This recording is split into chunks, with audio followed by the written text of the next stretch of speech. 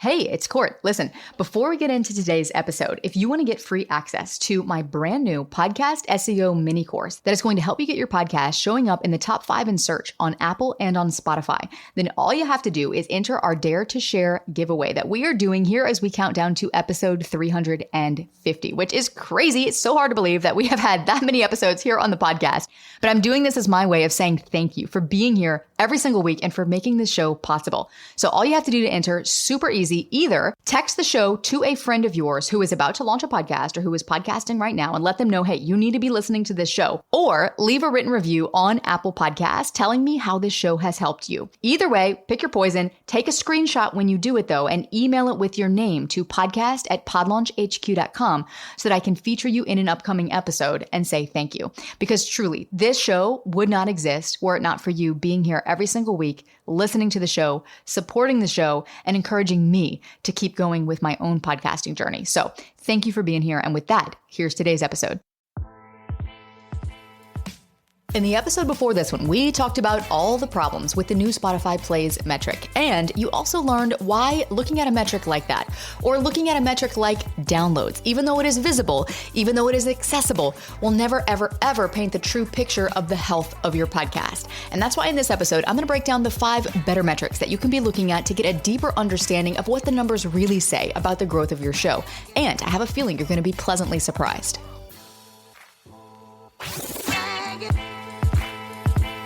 Welcome to Insider Secrets to a Top 100 podcast. I'm your host, Courtney Elmer. Let's make your business binge-worthy. All right, fair warning. This is going to be a meaty episode because we are going to be talking metrics. Now, not in a bad way. When you walk away, you're going to have such a depth of understanding about what the numbers are really saying about your show. But numbers are also the thing that can make your eyes glaze over. And believe me, I've heard it before. Even when I'm teaching a live workshop and I start to touch on anything numbers related, people are like literally in the comments and they're like, yeah, my eyes are kind of glazing over right now. And it's like, and that is totally fine if you are not friends with numbers. However, when it comes to the growth of your podcast, you need to understand what the numbers are telling you. And so this is the part of stepping fully into your role as the host of a top show. And it's one of those crazy things, but even though you might not have a top show yet, the way that you get there is by treating your show like a top show. So buckle up, get your notebook ready, and if you're driving, that's fine. Just absorb this information. You can always come back to this and use this as a guide because I'm going to walk you through what these metrics are, why they're important, and how all together these metrics can tell you exactly how well your podcast is growing. So the first of these metrics is new versus returning listeners. This one answers a question that downloads cannot tell you, which is, are your marketing efforts to promote your show actually working to attract and convert new listeners to your show? The reason this is important, you've heard me say this before if you've listened to this podcast for any length of time, is that if you want real growth on your podcast, there are 2 things that need to happen consistently. The first is new people need to be discovering your show. If your show is not getting discovered, or worse, if it's getting discovered and it doesn't have the right messaging or positioning dialed in to convert those listeners, and we're not getting them to click through and give it a chance, give it a shot, well, then it's going to be really difficult to grow. The other thing that's going to be difficult to grow and that will impact your growth in a negative way is that if your existing listeners are not coming back for more. So real growth happens when new people are discovering your show every day and when your existing listeners are coming back.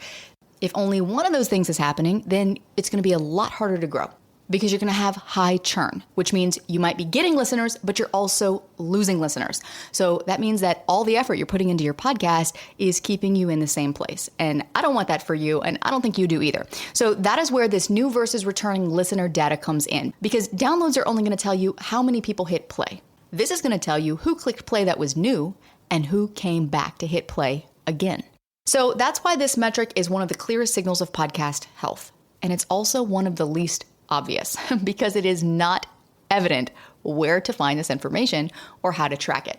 And that is part of the reason why my colleagues Dan and Jonas over at Bumper are working on building a dashboard that would actually pull in all of your metrics from Apple, from Spotify, and from YouTube into one spot. So you can literally log in and see all of your podcast data right there, not having to jump from platform to platform to platform to try to figure out what's going on with your show. This is super promising, and I feel like it's going to be a very viable way for you to eventually have a place where you can access this data very easily.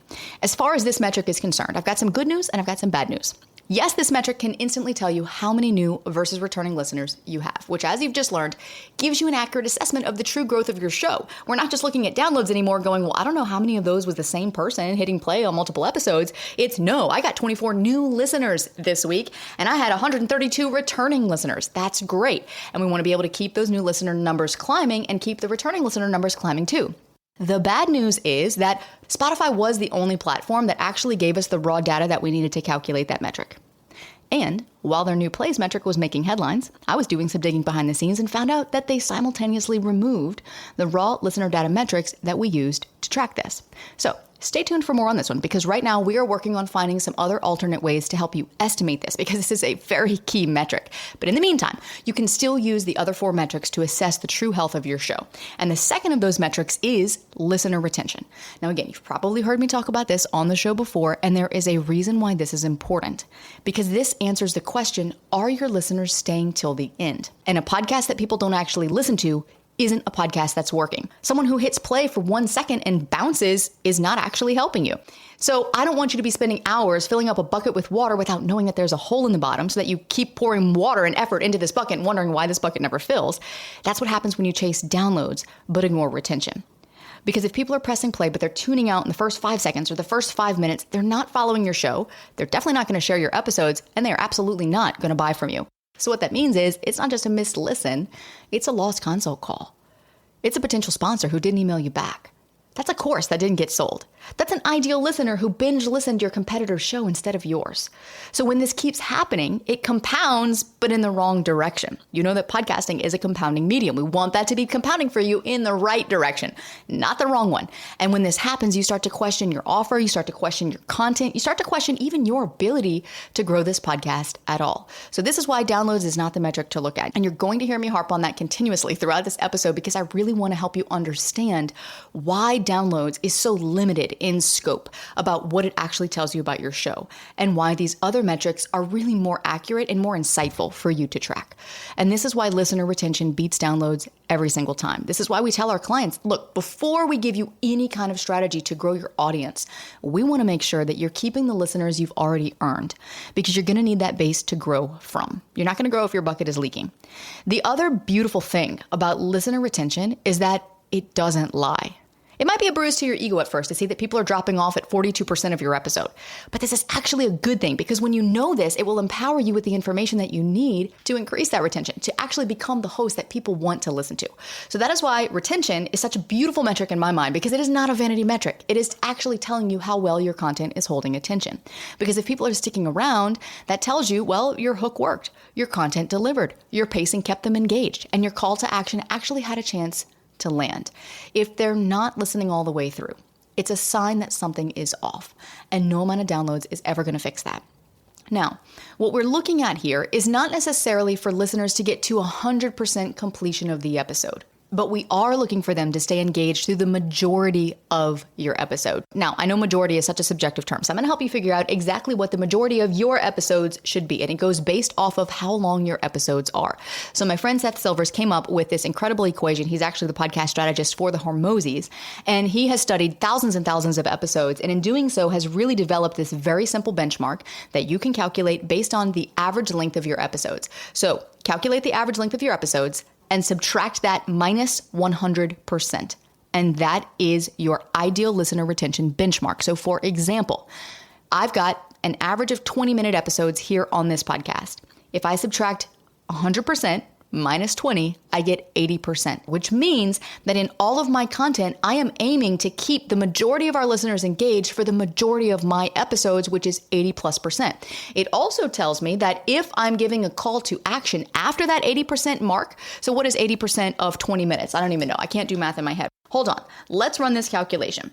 Okay, so according to the calculator on my phone, that means that within 16 minutes, if I'm not giving that call to action, then chances are most of my listeners are not going to hear it. And this is true for you too. If your listeners are dropping off before you give that call to action, well, then knowing this information can help you make changes in your content very strategically to help you optimize your calls to action, and also to help increase the overall listening time that a listener listens to your episodes. So that is just one example of how this metric can help you make changes to your podcast. We're not going to go into all the detail here. I have a couple of other episodes where I'll walk you through a little bit more in detail of how to really figure out what your listener retention should be, how to calculate that, where to find that information inside of your podcast dashboard, and how to run those numbers for your show so that you're armed with that information. And it's amazing. I've had listeners of the show literally tell me, Courtney, I listened to those episodes and now I know exactly how long my episodes need to be. I know exactly how long my listeners should be listening. And it's really empowered me with my content as well, because now I know where to put my calls to actions. Now I know where to really put the important parts of my episode. And so this is just, again, some small examples of what this metric can help you do, and broader and bigger than that, indicate how long your content is holding people's attention, which is really important for show growth, which leads me to metric number 3, because the next question from here to be asking is my show growing month over month? And that brings us to the month-over-month growth metric. This metric will answer the question of, is my audience growing over time? So unlike new versus returning listeners, this one actually helps you zoom out and see where the trend line is pointing as it relates to the growth of your podcast. Whether you're getting an overall increase in the total volume of listens for your show without getting trapped and caught up in the normal daily and weekly and per episode fluctuations. So this metric is important because this is your compounding metric. Even 3 to 5% growth month over month adds up way faster than you would think. And this metric is going to help you answer questions like, is my podcast attracting more listens over time? Are my marketing efforts working on a broad scale? Is there a noticeable dip or downward trend that's happening that needs my attention? So this one is more of a bird's eye view metric, and it's going to help you pinpoint trends with your show. If your monthly numbers are flat or they're trending down, this is a sign to look deeper at the other metrics like your listener retention, or like what you're doing to get your podcast discovered by new listeners. If those numbers are trending up, well then great, double down, keep refining your craft, keep amping up your marketing, and watch how that affects the numbers. This metric is also not one to overthink in the month itself, because naturally some months are going to be up, some months are going to be down. That's very normal because podcast growth is not linear. If you were to take anything away from this episode, please remember this, that podcast growth is going to be up and down. It's literally like the stock market. What you're looking for is how it's trending over time. How are you doing over a span of 6 months, a year, or more? When you're building a podcast, think of it like building a cruise liner. You're not driving a speedboat here. You're building and steering a cruise liner. It's going to take longer to turn, but it's also going to carry a lot more weight once it's moving. This is me reminding you, keep your eyes on the horizon. Stay the course. If you are new to podcasting, your goal should be to get to your first 52 episodes. 1 year. If you're further in and you're close to 100 episodes, great. Make it your goal to get to 100, then make it your goal to get to 200. Then from 200 to 300, then from 300 to 400. We are currently coming up on episode 350, and my goal is to get to 500 episodes. And then from there to 600, and then from there to 700. And I know that as long as I keep paying attention to the metrics, doubling down on what's working, and just keep my eye on the horizon of getting to that next episode milestone of how much content am I putting out, not necessarily how frequently, not necessarily how many episodes a week, but total volume of episodes, that is going to compound in the right direction over time. So if your overall trend line is going up with this metric, you're doing great. If it's flat or declining, well, revisit your other levers like messaging and positioning and marketing. We've got plenty of episodes here on the show to help you do that. This metric is also pretty simple to calculate. Now, I don't want to get too into the weeds of the numbers here because I know this is the part where you're going to be like, yeah, Courtney, I'm tuning out and that's going to affect my listener retention, okay? But essentially what you're going to be looking at is total number of downloads this month compared to total number of downloads last month, and what is the percentage increase. All right, so that's how we utilize downloads. We're not looking at the individual downloads per episode, but we're looking at how are those trends happening for your show over time. All right, so far we have covered new versus returning listeners, we have covered listener retention, and we have covered month over month growth. These 3 metrics alone are really incredible for helping you understand how your show is performing. The other 2 metrics that I recommend you track is going to give you great insight into how people are responding to your show and what content you need to create more of. Now, it blows me away every time we have a client who comes to me and says, my show isn't growing, but they're literally only looking at downloads per episode. And I have to remind them, wait a minute, we're not looking at downloads here. Here's the other metrics we're looking at. But then I also ask them, okay, tell me how much and what kind of feedback have you gotten on your show in the last 90 days? And they'll proceed to tell me things like, oh, well, people are telling me how much they love my voice, like they love the pace of my episodes, they love the length of my episodes, they love the stories that I tell in my episodes, they love that the how-to steps or the things that I give them to do are very simple, they're not overwhelming, like my episode format is great, and they go on and on and on. And I'm like, That is an indicator of engagement right there. And it's also an indicator for you as the creator of what content you need to be creating more of. That's why these two metrics that I'm about to share with you are very equally important, because they contribute to your show's growth over time. So these two metrics will answer the question of, okay, which content is resonating the most, and are you creating real value with your content? So for the first one, which content is resonating? We call this the content popularity metric. Really non-fancy name. It's very simple. We're essentially looking at which of your episodes are the most popular with your audience. Not based on downloads though. Oh no, we got another metric that we're gonna look at for this. So if you have been showing up and you've been covering topics that you think your audience cares about, or that you really care about, and then you look and you're noticing some episodes just take off and others do not. And then you're kind of beating your head against your computer monitor going, oh my gosh, why? I don't understand it. And it's because we have to actually kind of cross-slice this data and look at, why are they interested? What are these numbers pointing to? What are these trends? Okay, so there's the data and there's the interpretation of that data. Downloads tell you how many people pressed play. Your overall listener retention tells you how engaged as a whole your listeners are for your show. But your listener retention per individual episode and your 7-day downloads for that episode are going to tell you which episodes they actually loved the most and want more of. Even if they never type that out in a review, even if they never say it to you in person, they are still speaking to you through the data. You just have to know how to listen. So again, I know data can make your eyes glaze over, especially when you're listening to audio, but stick with me because I'm going to make this really simple. If the listener retention percentage on that individual episode and the 7-day downloads for that individual episode is high, that's a signal that your audience loved that content. And it gives you clues that you can look at to find patterns. Then, as the host, it's up to you to notice those patterns and to make assessments and to adjust your strategy based on the patterns that you're seeing. Now, this is where most people throw up their hands and they're like, I don't know what to do. I don't know. I see what the data is telling me, but I don't really know what it's telling me, and I don't have the time to figure it out or the bandwidth. And that is why in our programs, we literally step in as your podcast growth team and we help you with that. So click the link in the show notes, book a call if you would like us to take a look at your show and give you a demo of how Pod Launch works. We'd be happy to do that. Because from here, the fifth metric that we're going to look at in conjunction with this metric is content impact. Individual episode retention and 7-day downloads is going to help you understand which episodes are holding attention and which ones aren't. But holding attention and delivering value are not the same thing. So a listener might finish your episode, but did it matter to them? Did it help them solve a problem? Did they take action? Did they share it? Did they talk about it? Did they reach out? So now we're looking even deeper at whether your content is making an impact, because anyone can get a listener to press play. But if no one's actually doing anything with what you shared, even if they stayed till the end, that's a problem. Because yes, holding attention is essential, but we also want your episodes to be remembered, to be acted on.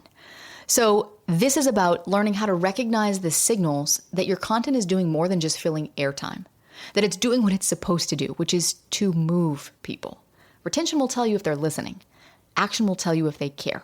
So what we want to look for here is, are they downloading the stuff that you're promoting on your show? Are they booking a call if you share a book a call link? Are they getting onto your email list through a lead magnet or whatever freebie you're offering? You want to be tracking that, which is very simple to do. You can do it with a custom URL. You can do it with a podcast dedicated landing page or other fancier tracking methods like UTMs that you can ask ChatGPT to help you figure out. Now, on the flip side of this, I don't want you to feel like if no one is taking action or if you're not seeing any of those signs that, oh my gosh, that means my content is bad and it's doomed and my podcast is doomed. No, it could indicate that your calls to actions are too soft or that they're not clear or that your content's not creating urgency or that listeners don't know the next step they should take. It could also simply mean that listeners just need more time in your ecosystem before they're convinced that they trust you. Not every listener is going to take action right away, I promise you. Some are going to need many, many touch points. Some are going to binge a few episodes before they ever click a link. Some are going to listen to your podcast for years and never click a link. But they're silently implementing your advice. What matters the most right now is establishing your baselines for your show that you can grow from. And that really is the point of this whole episode, because if you are getting specific, thoughtful feedback on your podcast, that's a great indicator that what you're doing is providing value, that it is helping people, even if you're not getting thousands of downloads. And that right there is something to celebrate. That should be thrilling for you if you are an impact-driven person like me. In fact, we got this message just this week from a listener of ours, Phil. Shout out to you, because this literally made my day. It brought tears to my eyes. I might actually get a little choked up reading it. He said, "Hi, Courtney. Just listened to Thursday's episode. Been struggling with pod fade and feeling always on, to the point where I was going to call an end to my current series next week. While batching, that you talked about, is something I've heard of before. I've never done it. And your point about offering guests anytime they want for recording because you're a performed people pleaser, that was the thing that hit home. That's me. And that's what's part of my always on problem. You said if they want to come on, they'll make time for you. And again, that hit home. I'm now looking at implementing a 2 afternoons a week recording window and using Calendly to manage it. And I'm now looking forward with enthusiasm again because of you. Thank you. Thank you, Phil. First of all, for listening. And second of all, for the work that you're doing with your podcast. And for all of you listening right now, this is the kind of feedback that indicates that what you're doing on your show is working, that it's helping someone. And at the end of the day, isn't that all that matters? Isn't that why you got into podcasting to begin with? It's messages like these that keep me going. And we have had dozens of them and dozens of them, but this kind of feedback didn't always used to flood my inbox. And even now, I'm not getting messages like this every single day. But if you never hear stuff like this, well, that's something to pay attention to. When you do hear it, recognize it. Thank that listener any way that you possibly can. And constructive feedback is also incredibly helpful. So when you get that, don't write it off, because the people who actually reach out in a kind and helpful way with constructive feedback care. They absolutely care. In fact, Jill, I want to shout you out as well. Jill is also a listener of the show, and she reached out to me on LinkedIn the other day, and she said, Courtney, I listened to your show. I absolutely love your show. I've left you a review. I'm binging all of your episodes. She said, and I actually went through your onboarding process because I wanted to find out more about Pod Launch. And she said, there were some very clunky pieces of that process, and I'd love to share with you what those were in case it helps you, because you might not know that that's even going on. You might not even know that it's clunky, but I wanted to point that out to you so that you can streamline this process for future people. And I was like, holy cow, who does that? And first of all, who is so nice about offering constructive feedback? Who takes the time to offer that? I mean, most of us either just leave a bad review and move on with our lives, or we say nothing at all. So Jill, shout out to you too, because again, these types of feedback are indicators that what you are doing is helping people. And that's what Jill told me. I said, Jill, thank you for taking the time to tell me this. What else can I do to support you and support your show? And she's like, oh, no. This is me supporting you because of all you've already done to help me with your podcast and everything that you will continue to do through your podcast to help me with mine. And so this is the kind of feedback to be looking for, because it tells you your content is relevant and your listeners trust you. Now, there are a few other things that you can be looking at that are more qualitative feedback that are indicators that your show is actually working. And I'll link to another episode in the show notes for you where you can dive deeper into that, because your podcast host is not going to show you these metrics. Apple's not going to show you this. Spotify's not going to show you this, but you will see it when you're paying attention. And if you're not seeing this yet, please don't panic and please don't quit, because it doesn't mean that your podcast is failing. Again, I went for years before I started getting feedback like this on my show. It might just mean that you're still in the process of developing your skills as a host, which I very much was. If you go back and listen to old episodes, don't do that. I will be very embarrassed if you do. But if you happen to go back to my very old episode catalog, before this podcast was even a podcasting podcast, and it was a very general business interest podcast on no topic in particular, I'm reading every script. It was not natural at all. The information I'm giving is ChatGPT could have wrote that, even though I really wrote that before ChatGPT existed. It was just kind of stuff that was nice, but that didn't really resonate, And so I was still learning the ropes. I was still developing my skills as a host, and that takes time. So that might be the season that you're in. Mastery takes time. I'm still working on mastering my craft. So don't be alarmed if it doesn't happen right away. Just make it your goal to start getting positive feedback on your show within the next year. And speaking of positive engagement from your audience, in the next episode, I am coaching one of our listeners through that exact question. He is a podcaster who's over 80 episodes in. He's got a very important mission with his podcast. And we break down what is typically happening when people engage or don't engage with a podcast, and what specifically to tweak in terms of content so that your listeners are more motivated to engage, and so that you don't have to feel like you're begging them for reviews or begging them for engagement in every episode. And you can actually turn a one-way podcast broadcast into a two-way conversation with your listeners. So you can get the kind of feedback like the examples I've given you here and trust that your podcast is actually doing its job. That's all coming up next to help you make your business binge-worthy.